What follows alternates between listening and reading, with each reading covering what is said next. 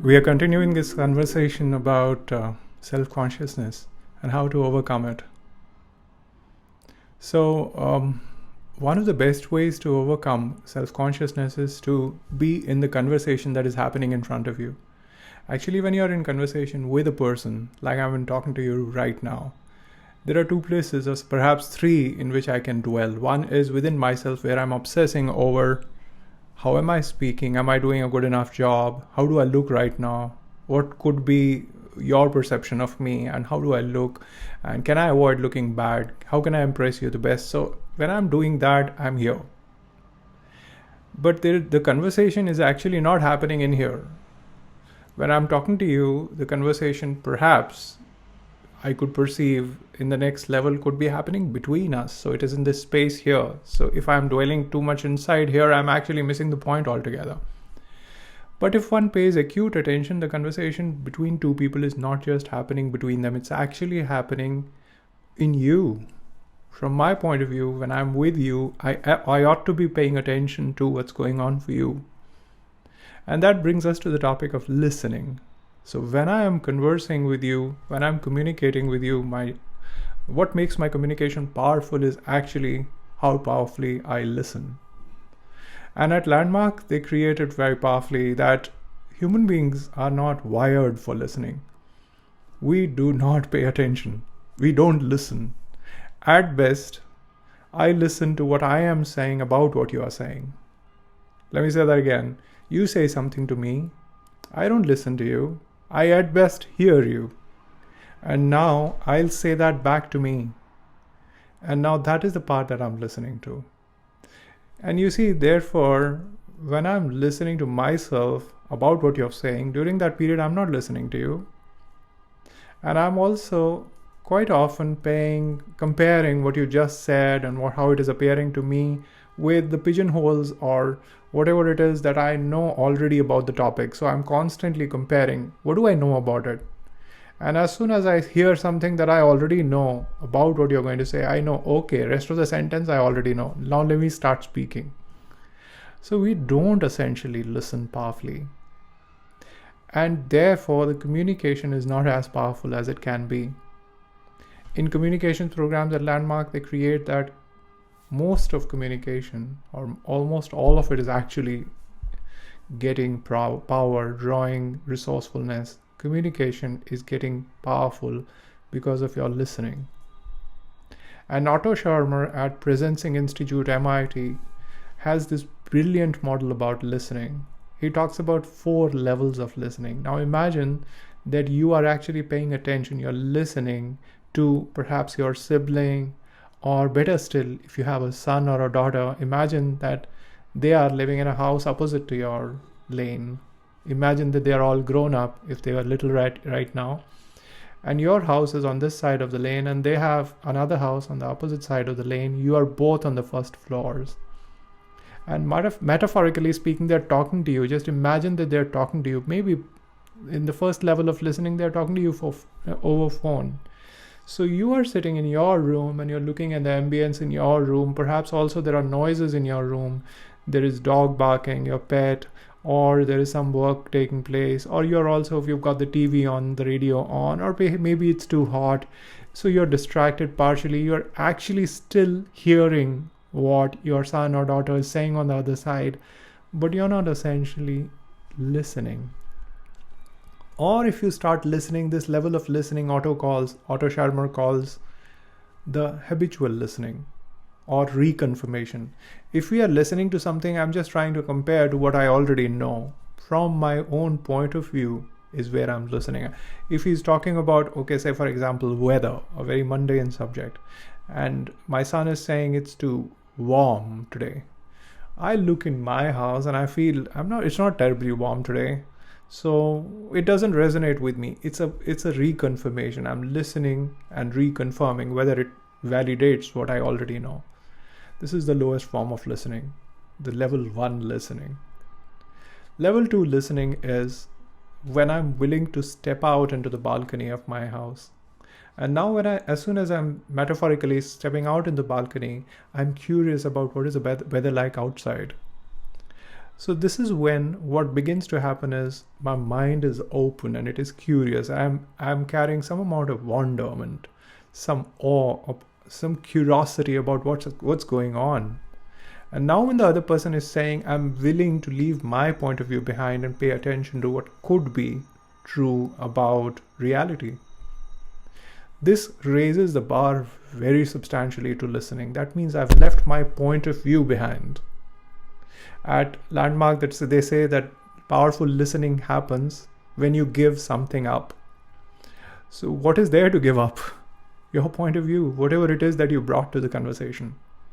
So whatever it is that you have carried into the room, whatever it is that you've actually brought into the conversation, that means what are you thinking about right now before you started the conversation, or on the topic, whatever is your thought, if you're able to just set it aside just for a moment, it doesn't mean that you agree wholeheartedly to what the person is saying or the other person is saying, but you're actually willing to set it aside to bring total listening to the point of view, and so that you can bring curiosity to it. Let's see what happens. Let's see what shows up. That's the level 2 listening. It's open-minded listening. The level 3 listening elevates to a far higher level. What happens in this kind of listening is when you take stairs, come down from your own house, cross over to your son's lane or your daughter's lane, take stairs, go into their room, and now you are in their home. Metaphorically speaking, you're listening from their life. You're listening from their point of view. You are listening from their heart. You've left your own point of view, your own heart, your own emotions, your own feelings, your own reality behind. And now you're actually in their heart. You're listening to their worldview. You're paying attention from their point of view. You're paying attention from their emotions, their feelings. So you're listening actually with an open heart. You're paying attention empathetically, compassionately to what may be going on for the other person. And that needs slowing down. We generally don't listen. What's emotions got to do with listening? Particularly in office, for example. It's got a lot to do with it. The person is coming with a certain kind of conviction. Why is he feeling or she's feeling so emotional about what they are so convinced about? And unless you tackle the emotions, unless you tackle that part of the conversation, you are not in sync with the person. There could be disappointment in them over some topic pertaining to the situation or pertaining to whatever has happened in the past. Unless you address that, this conversation cannot go forward. Or there may be an anticipation, an excitement about what could happen next.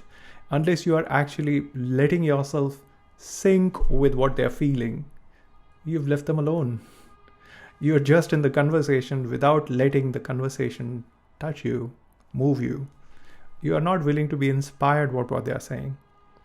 You are not in their heart. If you are willing to enter into their heart, you have elevated yourself to the third level of listening, which is actually this heart-centered listening, an open heart listening. Otto Scharmer talks about this as the third level. But this is still not the highest level of listening. Can you imagine what would be the fourth level of listening? Otto Scharmer talks about the fourth level of listening, which is actually a listening from the future. He talks about listening from the source, S capital. So imagine that you are actually talking to your son who's talking about perhaps an important presentation that he has to make in the office the next day. And he's nervous, or he's really thinking about how he can tackle it best, and he's agitated about the reality or the situation that he is in. Now, instead of listening from this reality that he is in, which is daunting, or you've got to deal with one thing and the other, you go and stand in a future which is of your own creation. You look at your son and you create a future for your son in your imagination as a possibility that it's possible for this guy to be the most that he can be. Imagine that your son in a future will be such a powerful human being that their communication is truly powerful, that they are so wise that they could be running states, they could be running nations. This is how powerful this human being is going to be. You stand in such a future, an imagined future that's your own creation. You establish you set your camp there firmly fully aware that this is actually an imagined future. It's just a possibility, it's a vision, but it's your vision. So you invest into it. So you set camp in that. And now standing in that future, you're listening to your son.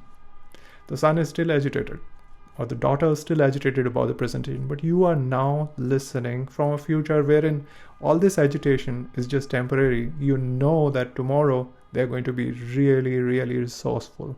So it doesn't even matter today what they are agitated about.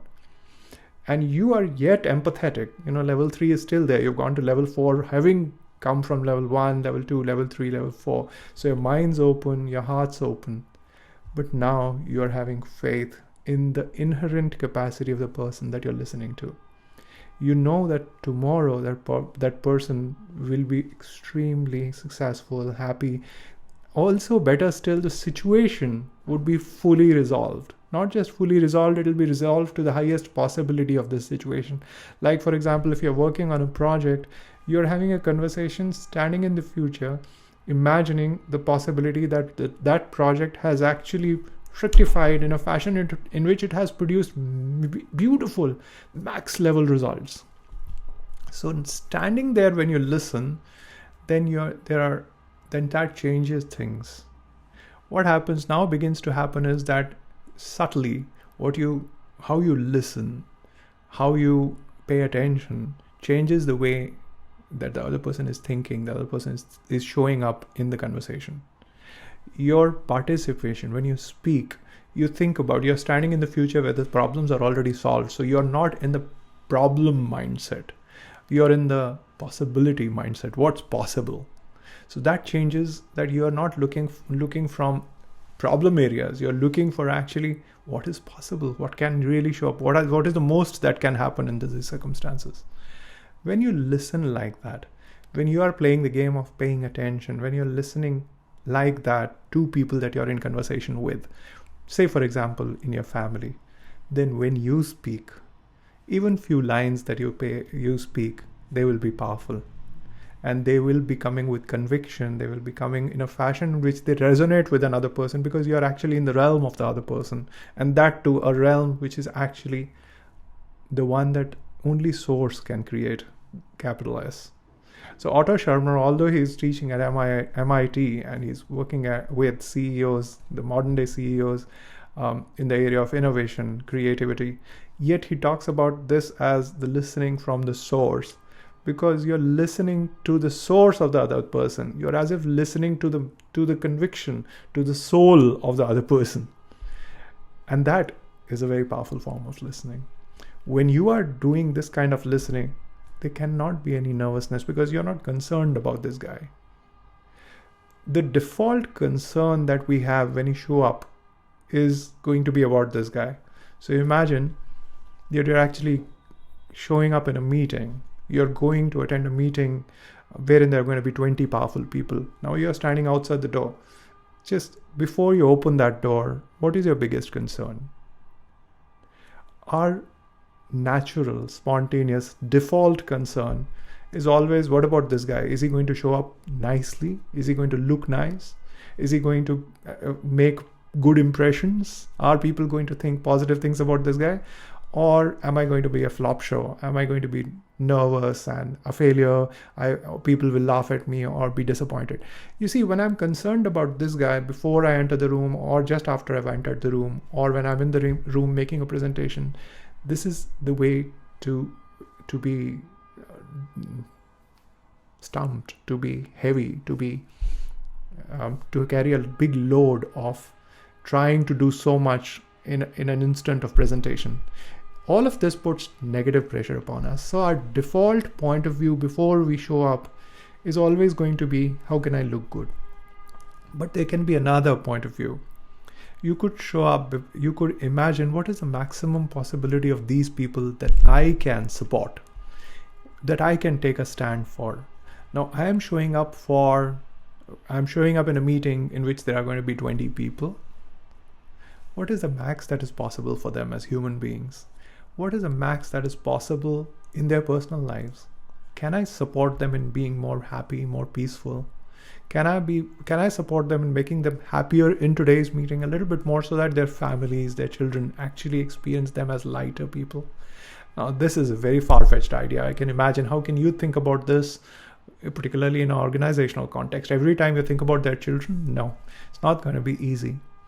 But if you do it once or twice, it becomes a habit. You don't have to go through the entire narration of the conversation. Think about this. When you're meeting a crowd of 20 people, if you pause and pay attention that they're human beings and their family experiences them in fashions in which it either brings joy or it brings sadness or frustration or irritation when they are frustrated or angry. Now, how you are going to interact with them could actually contribute to how they are going to be when they go back into their families.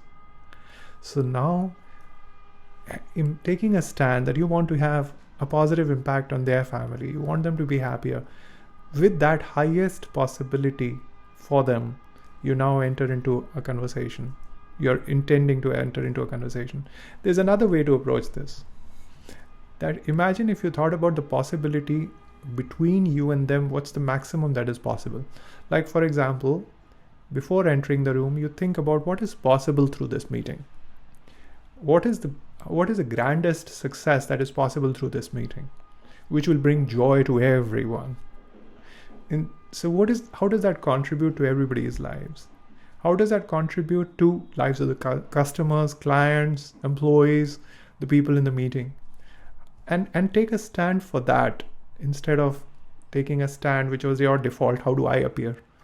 So if you take a stand for what's possible through this meeting, you're going to be out there. You're not going to be in here. You're not going to be worried about how does this guy look.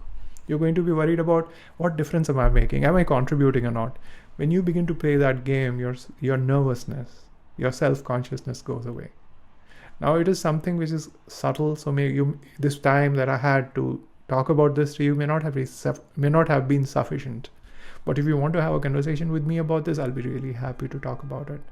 It's about making purpose, your purpose, present in every meeting. It's about making your purpose there for you in every interaction that you have. Now, when that happens, you have greater conviction. You know that you're doing it for some greater good. So there is little room for nervousness. Even if there is a possibility of a failure, you find energy rising in you because you're doing the right thing. That's one more way to be less self-conscious. See if you can connect with that idea. It's also an idea which originates in universal good. It's an idea which draws energy from love, from compassion and empathy. And therefore, although it is a little subtle, but it is possible. And I'll convince you, I'll tell you that it works. You see, when I was standing in front of a large crowd or teaching, whether it was MBA students or making presentations, I would often be very, very nervous, particularly in beginning a presentation. Even today, when I think about this guy, there's nervousness. But when I think about the difference I can make, can I contribute in your life, then all there is a surge of energy and conviction and a passion that let me try my best, and that's all that matters. So try it out. You might be surprised that this simple idea can make a lot of difference. You see, listening is how you will fulfill relationships. It's not for the other guy that you're listening. Unless you pay attention to another human being, your relationships are dry. You're not touched by them. You're not moved by them. Your own daughters and your sons, their beauty, you're not really paying attention to them. It's not that they're saying extraordinary things, therefore you should listen. You should listen because your listening will make what they're saying extraordinary. Pay attention to your family. Pay attention to your subordinates in a fashion as if you've never met them. Pay attention to their faces, their curves on their faces, their emotions, what's going on in their hearts and souls. Pay attention to their concerns and ambitions. Support them. That's how you can make your life worthwhile.